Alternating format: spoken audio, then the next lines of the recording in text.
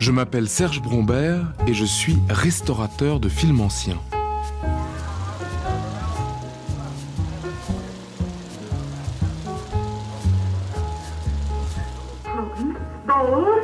Beaucoup de gens me surnomment l'Indiana Jones du film perdu. Ma spécialité à moi, c'est d'essayer de retrouver des films dans les caves et dans les greniers. C'est ce qu'on appelle les films anciens. C'est ces films tournés sur une pellicule nitrate qui datent en général d'avant 1950.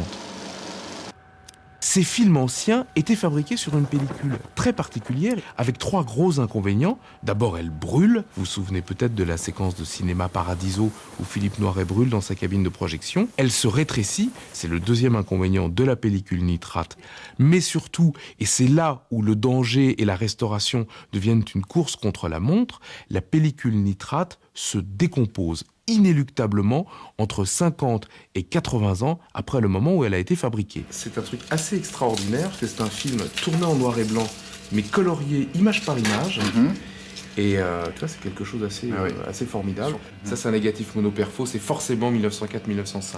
C'est probablement pâté, évidemment colorié au pochoir. Le problème, c'est que les films anciens ont été stockés dans les salles de cinéma ou dans les laboratoires et que ceux-ci ont fermé, ont été revendus, ont été détruits. Et donc maintenant, on ne retrouve plus les films que chez des particuliers. Des particuliers qui, en général, ne savent même pas que ce qu'ils ont entre les mains, c'est peut-être le dernier exemplaire du film perdu de Renoir, de Fernandel, d'Alfred Hitchcock. Donc, mon métier, c'est de passer mon temps à appeler les gens et de dire « Si vous avez des films, appelez-moi ». Ça fait 30 ans que je recherche des films anciens un petit peu partout. Je peux vous dire qu'aujourd'hui, quand le téléphone sonne pour me dire « il y a des films quelque part », l'émotion est intacte. De temps en temps, on prend une bobine, on déroule, et puis « ah, tiens, il y a un petit morceau d'amorce, et puis il y a une étoile dessus, emboutie. » Ah bah l'étoile, c'est Starfilm de Georges Méliès. Ah là, ça commence à devenir très très très intéressant.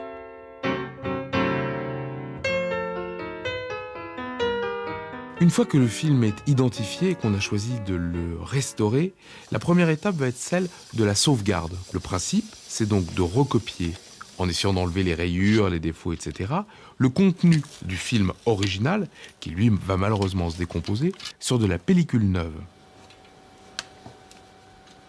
Avant donc le tirage, on restaure les perforations endommagées, on rajoute un petit morceau de perforation neuve. Lorsque les scotch ou les collages se défont, on est obligé de les refaire un à un. C'est un travail qui peut aller de quelques minutes pour une bobine de film à parfois plusieurs jours.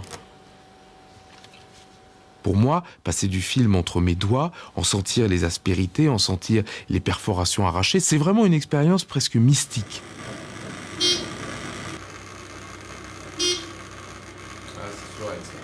Avant de procéder au tirage, on va essayer d'analyser s'il n'y a pas des plans qui sont trop sombres, trop clairs, ou si pour les films en couleur, il n'y a pas des dominantes qui se sont installées. Bref, on va essayer d'harmoniser tout ça, et ça se fait par un spécialiste qui, plan par plan, va déterminer s'il faut faire une correction. J'ouvre la porte. Voilà. Impeccable. On est sûr d'être synchro. Ouais.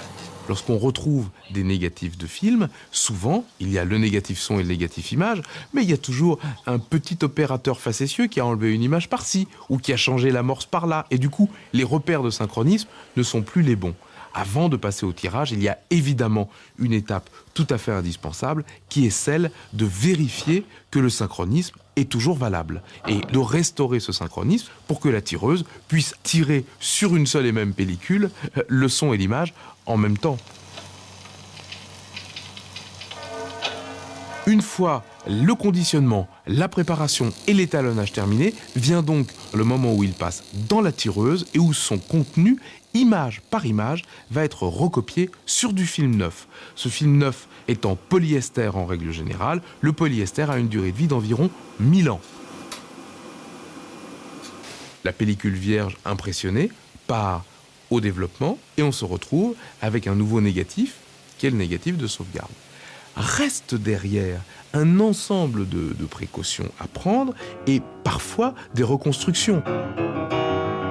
Aujourd'hui, grâce aux technologies du numérique, on va pouvoir, dans un ordinateur, sur un disque dur, faire des retouches à la palette, image par image, en reprenant tel élément de l'image d'avant pour la recoller sur l'image endommagée, pour à l'arrivée réobtenir des résultats souvent plus formidables que le film lorsqu'il a été tourné à l'origine.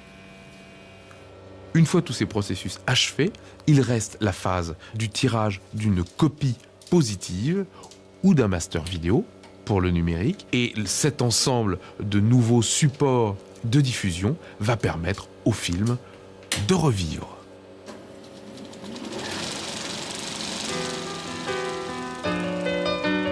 Vous connaissez le mythe du docteur Frankenstein ?